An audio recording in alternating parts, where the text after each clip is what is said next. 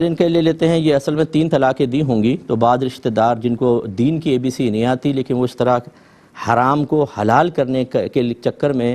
اپنی آخرت کی بربادی کا سامان کرنے کے چکر میں اس طرح کے مشورے دیتے نظر آئیں گے۔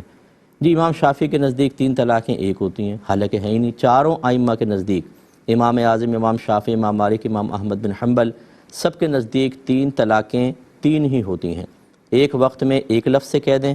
کہ میں نے تجھے 3 طلاقیں دیں، یا الگ الگ الفاظ سے کہیں میں نے تجھے طلاق دی، میں نے تجھے طلاق دی، میں نے تجھے طلاق دی۔ یاد رکھیں 3 طلاقیں 3 ہی واقع ہوں گی۔ نبی کریم صلی اللہ علیہ وسلم کے اور صدیق اکبر رضی اللہ تعالی عنہ کے ادوار میں لوگوں کو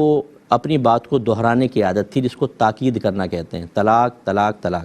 وہ ایک طلاق کا ارادہ کرتے تھے، 2 طلاق صرف سنانے کے لیے، سمجھانے کے لیے کہ کوئی ایسا نہ ہو شک و شبہ رہے، دہرا دیا کرتے تھے۔ جیسے ہم کہتے ہیں یار پانی پلا دو، پانی پانی، تو یہ 3 پانی نہیں منگائے، 1 پانی۔ لیکن جب عمر فاروق رضی اللہ تعالیٰ، اچھا یہ بھی یاد رکھیں کہ نبی کریم صلی اللہ علیہ وسلم کے دور میں ہی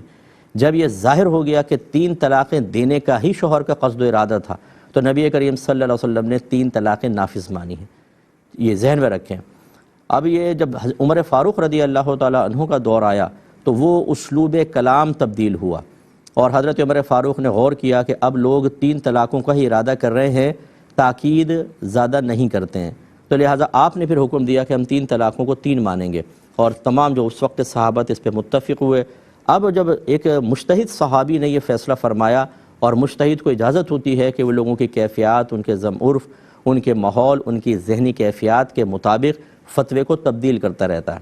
کر سکتا ہے۔ جیسے ہم بھی آپ کو کتنی چیزیں جو ہیں وہ پرانی، اس کو ہم کہتے ہیں، جیسے الکوہل کا استعمال منع کیا ایک زمانے تک علماء نے، جب یہ بہت زیادہ پھیل گیا، عموم بلوہ ہو گیا، تو اب الکوہل کا استعمال دواؤں میں، بعض غذاؤں کے اندر جائز قرار دے دیا، ایسی اسپرٹ کا پالش وغیرہ میں جائز قرار دے دیا۔ یہ بھی معاملہ اسی طرح کا تھا، یہ ایسا نہیں ہے کہ کوئی صراحتاً قرآن کے حکم کو بدل دیا، بلکہ یہ تو موقفی عربوں کے اسلوب کلام پر تھا۔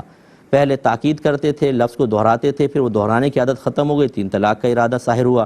تو آپ نے اس پر فیصلہ فرمایا۔ پھر چاروں ائمہ اس پر متفق ہوئے، اور 1500 سال کے تمام بڑے بڑے فقہا اسی پر متفق رہے۔ لہٰذا اب یہ کہنا کہ جی امام شافعی نے کیا، یا کوئی کسی کی بھی آپ مینورٹی کا فتویٰ لے لیں، آپ میجورٹی ایک طرف ہے جو فقہ ہم مانتے ہیں، بڑے بڑے فقہا ہمارے درمیان ہیں، اور ہم کسی کا بھی جو قول ہمیں پسند آ جائے نا، وہ کہے 3 طلاقیں ہوئی نہیں،